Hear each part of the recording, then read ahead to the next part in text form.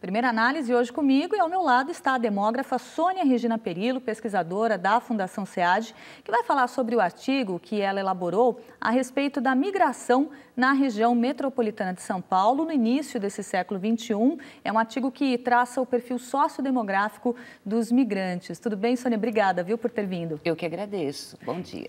Queria começar te perguntando como que foi feito o estudo que resultou nesse artigo. Bom, eu gostaria de colocar inicialmente que os estudos de imigração, eles acabam apresentando uma dificuldade inicial, que é a falta de registros contínuos das entradas e saídas de pessoas de determinadas localidades.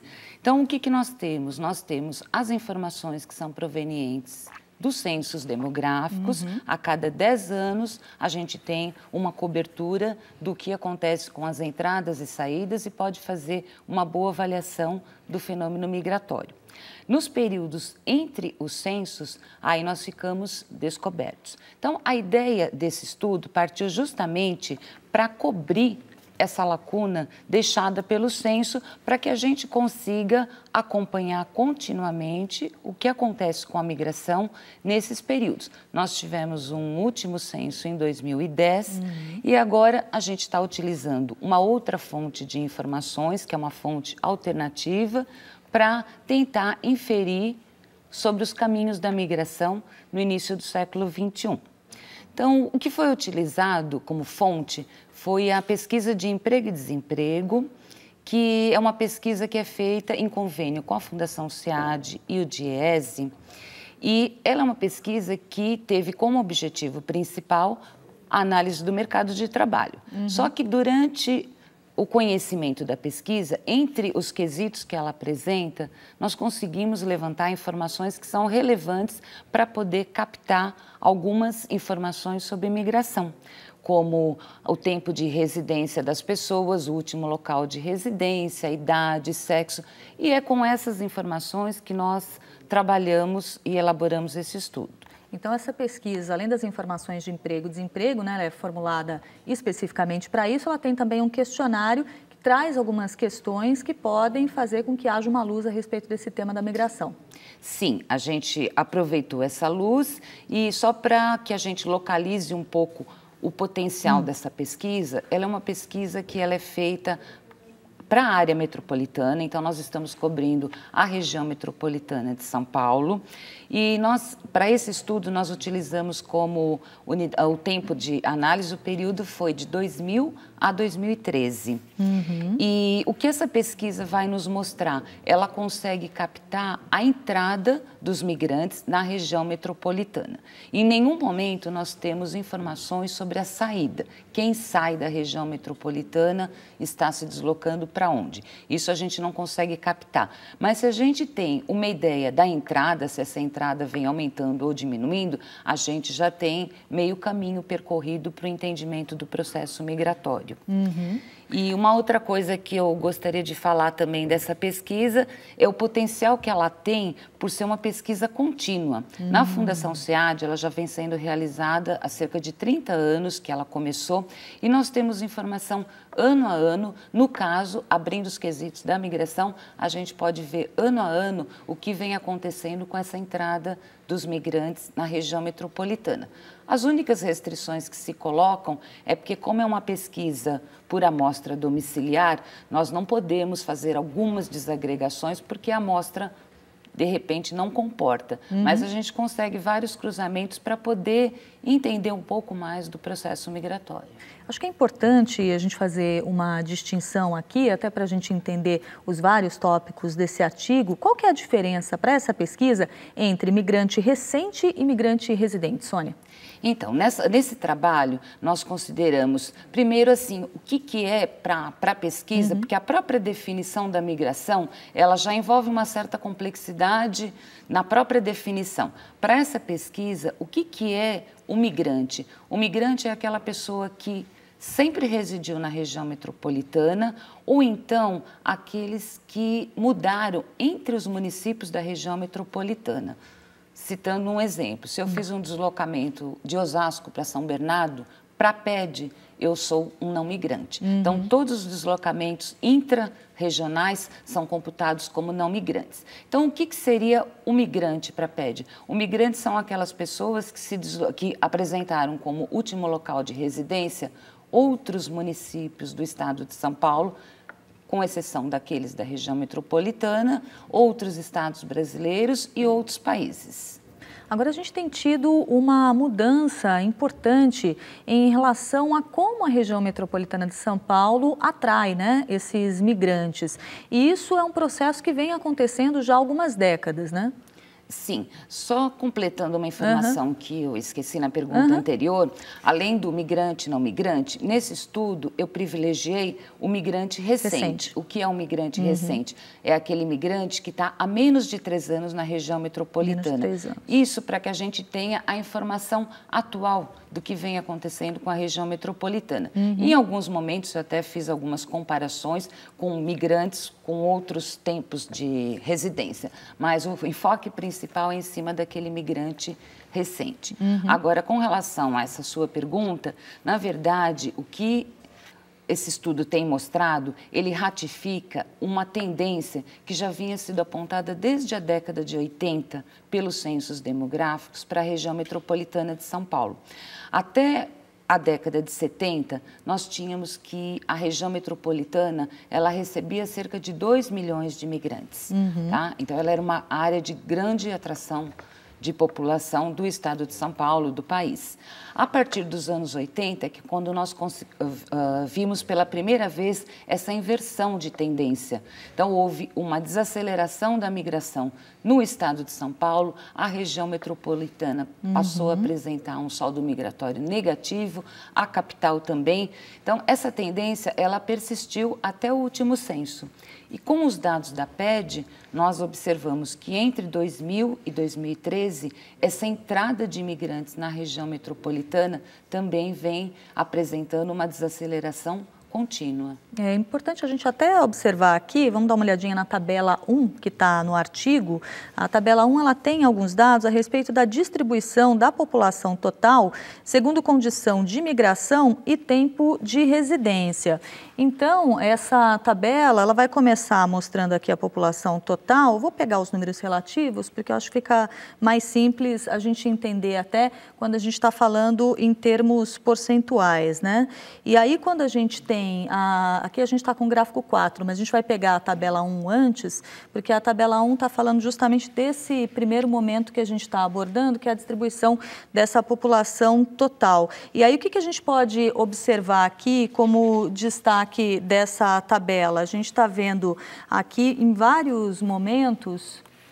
A gente está vendo aqui em vários momentos como que funcionou essa migração nesse período. A gente tem ela impressa aqui. Se a gente observa esses migrantes com menos de 3 anos de residência, o que a gente poderia observar aqui, Sônia, nessa tabela em relação aos dados desde 2000 até 2013? Justamente essa queda, essa desaceleração, né?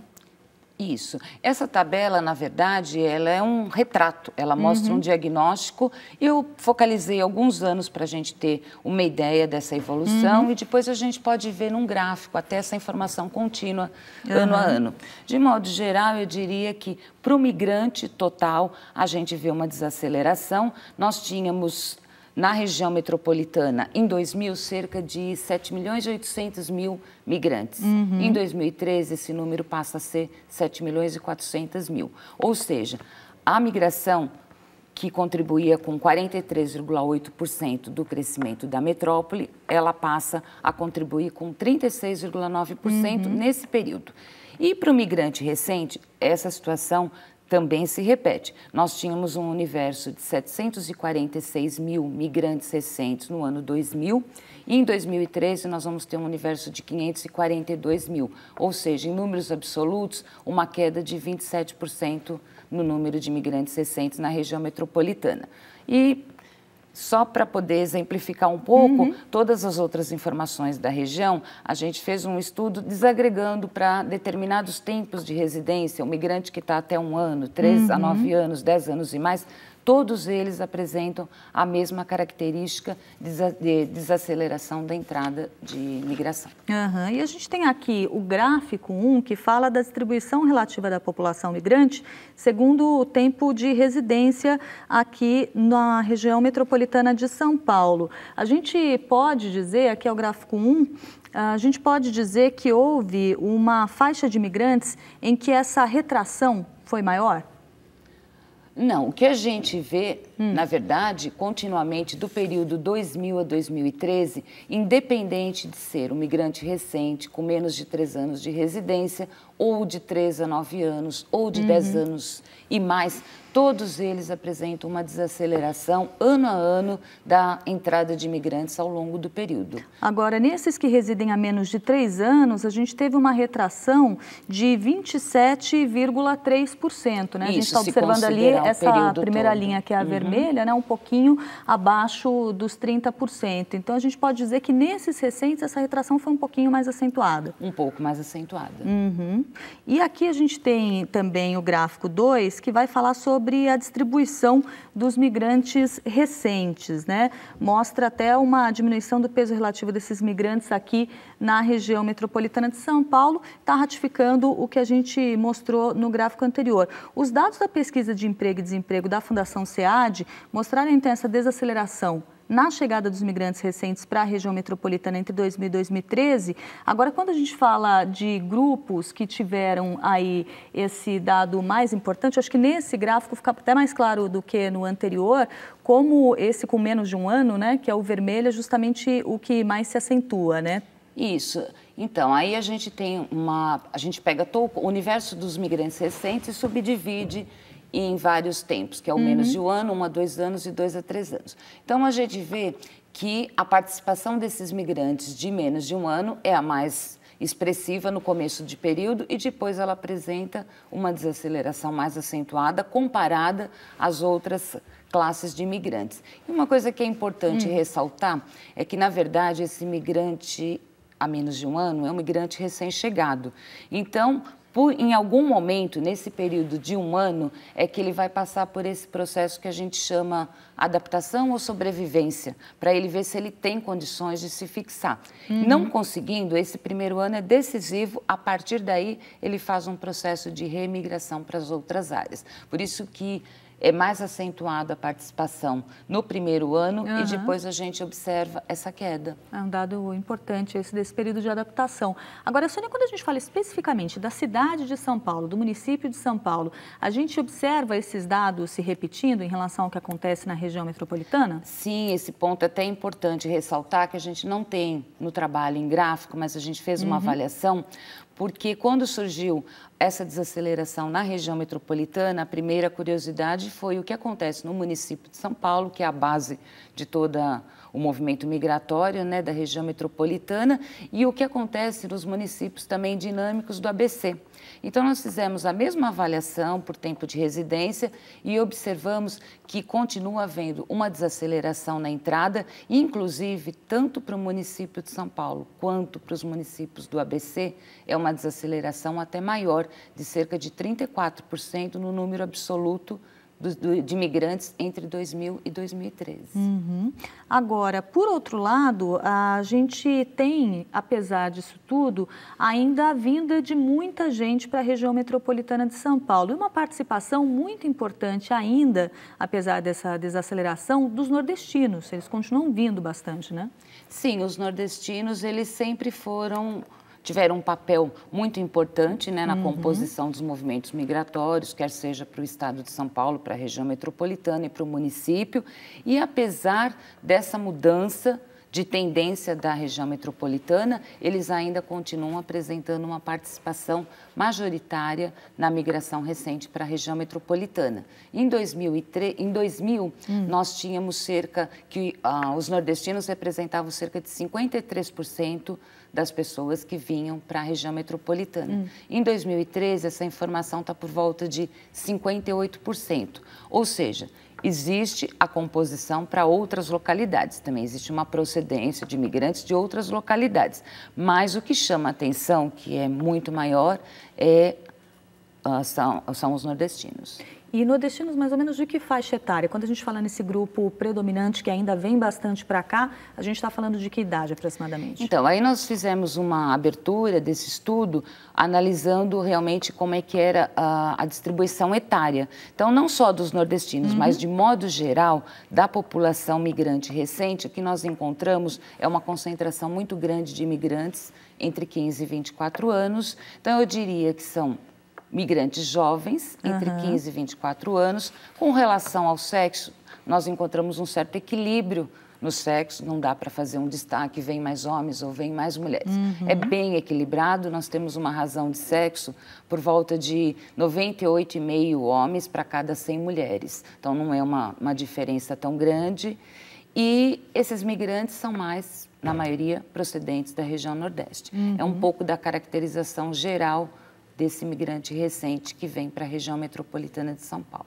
Agora, acho que é uma hora interessante para a gente entrar no outro ponto da pesquisa, que fala desse aumento de imigrantes provenientes de outros países também. A gente tem aqui na tela o gráfico 3, que é da distribuição dos migrantes recentes segundo local de residência anterior. E aí eu queria que você comentasse esse gráfico, levando em conta, né, que a gente tem os migrantes de outros países representados aqui na cor verde, né? Isso. Então, esse gráfico ele reproduz um pouco do que nós estávamos conversando. Existe um aumento dessa migração de nordestinos. Existe, por outro lado, em termos de participação, uma redução de todas as outras camadas. Então, quando você considera como local de residência anterior outras regiões, exceto o Nordeste, a gente vê uma queda nessa participação.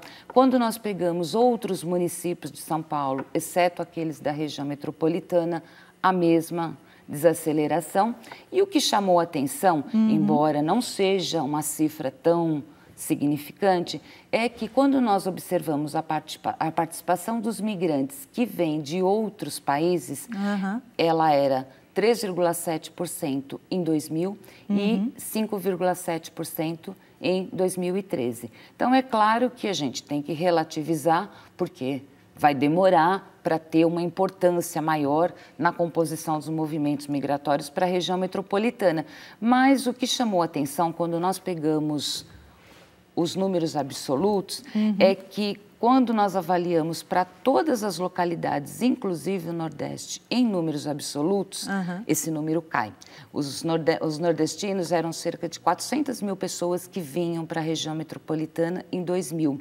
E atualmente, em 2013, nós temos uma faixa de 414 mil pessoas. Então, houve uma queda nesse número. E uma queda nos migrantes de todas as outras localidades, com exceção daqueles que vieram de outros países. Nós tínhamos cerca de 27 mil pessoas em 2000 e em 2013 o dado é de 31 mil pessoas. É um crescimento ainda pequeno, de cerca de 12%, mas chama atenção numa análise porque é a única área que está apresentando em números absolutos, esse crescimento. E em relação à idade destas pessoas que vêm para a região metropolitana de São Paulo, oriundas de outros países, o que a gente pode dizer da média de idade ou da idade da faixa etária mais representativa desse grupo, Sônia?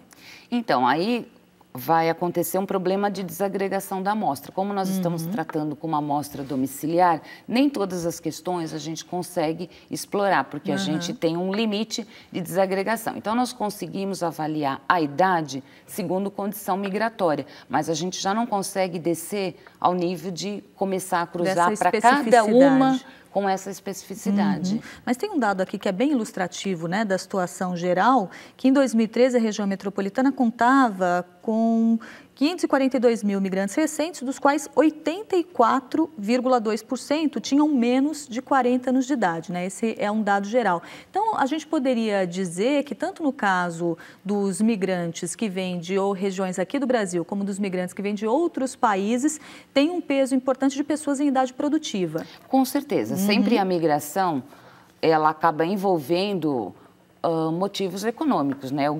A válvula propulsora desses deslocamentos populacionais. Então, já se supõe que essa população é uma população mais jovem em idade ativa. Tanto é que quando nós fizemos as primeiras inferências com o que foi possível desagregar, a gente viu uma grande concentração desses migrantes recentes até 40 anos de idade.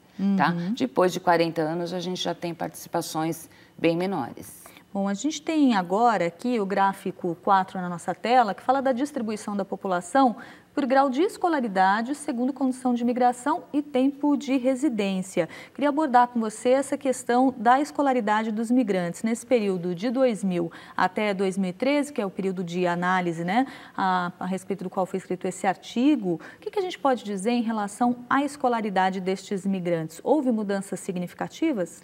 Então, independente da avaliação desse gráfico, o que eu poderia dizer, de modo geral, quando nós estudamos a escolaridade, nós fizemos uma avaliação para cada um dos, segundo condição migratória, para cada um dos grupos, seja para o migrante recente, o migrante há mais de 3 anos, ou mesmo não migrante, nós fizemos o cruzamento com a condição de escolaridade. E o que nós vimos é que existe um aumento muito grande da escolaridade entre 2000 e 2013.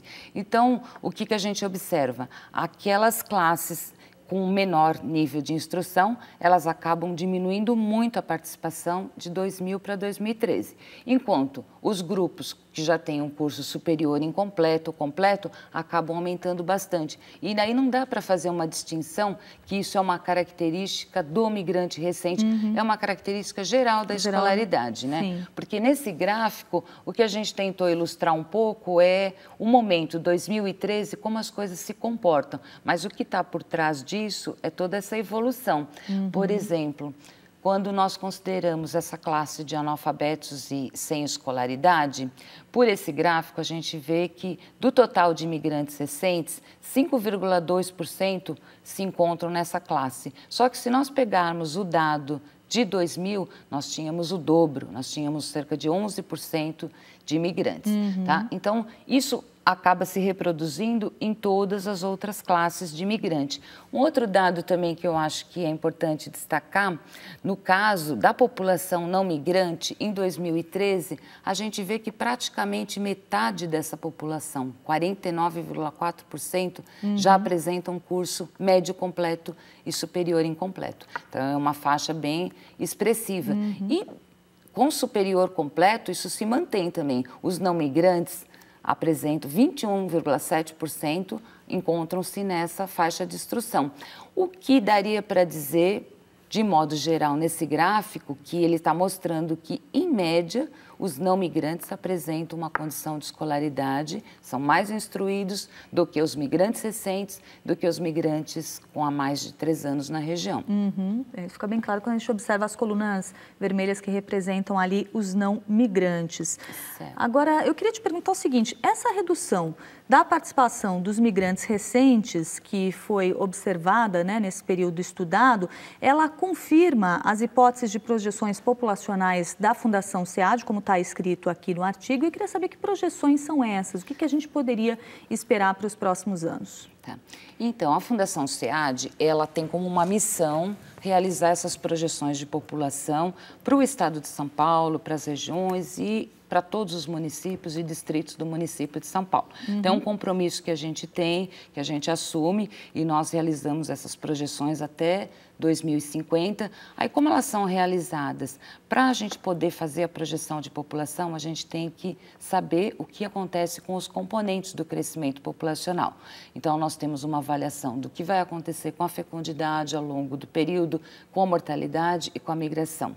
Aí entra a dificuldade que eu coloquei no início. Para fecundidade e mortalidade, você tem um registro contínuo, você tem o registro civil que continuamente vai alimentando e você consegue ver como a coisa vai evoluindo. A migração, ela já não tem. Então, o que a gente precisa? Precisa buscar insumos em termos de mensuração de outras fontes, que foi, no caso, a gente pegou um pouco dessa iluminação dos caminhos que a PED tem mostrado.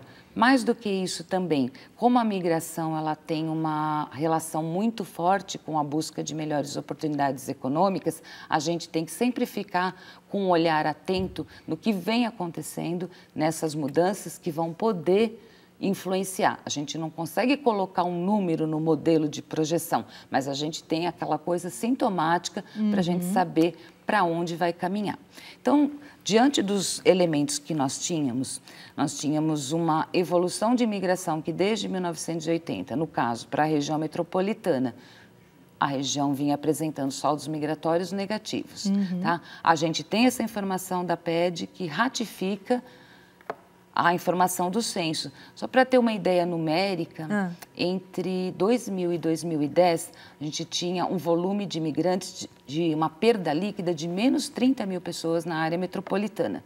É em cima disso que a gente tem que pensar o futuro. Aí esse futuro, ele pode se alterar se houver alguma mudança muito significativa no âmbito econômico. Então, a projeção, na verdade, a gente não tem uma bola de cristal. A gente tenta ver os elementos que estão na mão. Então, nestas condições, num cenário que já vem sendo reproduzido desde 1980, a hipótese que nós elaboramos para migração é de continuidade da desaceleração. A gente não tem nenhum elemento agora que mostre que, a curto prazo, nós teríamos uma reversão dessa tendência e nem algum elemento que mostre que a migração poderia ter novamente o peso que já teve no passado no crescimento da população, tanto do estado de São Paulo, da região metropolitana e da capital.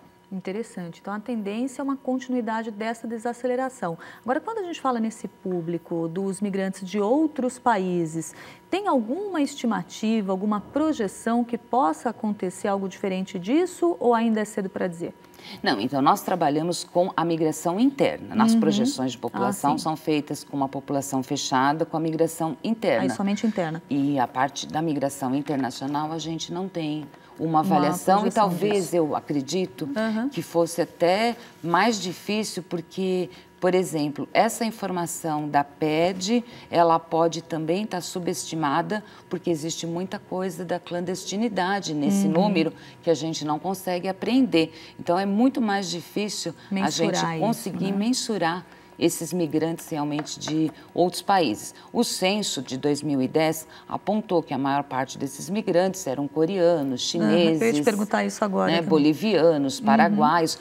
Provavelmente a gente tem também um fluxo grande de haitianos, né, que vem para a construção civil, mas assim a gente não tem, é mais difícil ainda de se mensurar, quer dizer, a gente ficou mais restrito às informações censitárias por conta de que com a PED a gente não consegue abrir para saber quais são esses países, né? E tem, imagino também, deveria haver talvez uma análise até da situação de conjuntura internacional, né? Acho que mais um dificultador na hora de tentar fazer uma projeção nesse sentido, né, Sônia? Com certeza, porque na projeção a gente tem que considerar todas as hipóteses, né? Então, é muito mais fácil para nós fazermos uma projeção a nível nacional ou a nível do estado de São Paulo do que cobrir a parte internacional.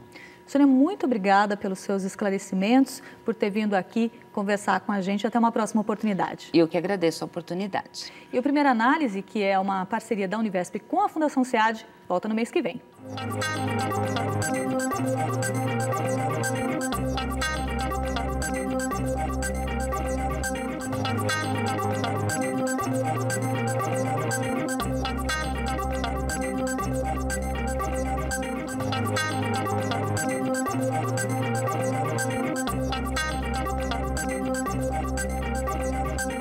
Thank you.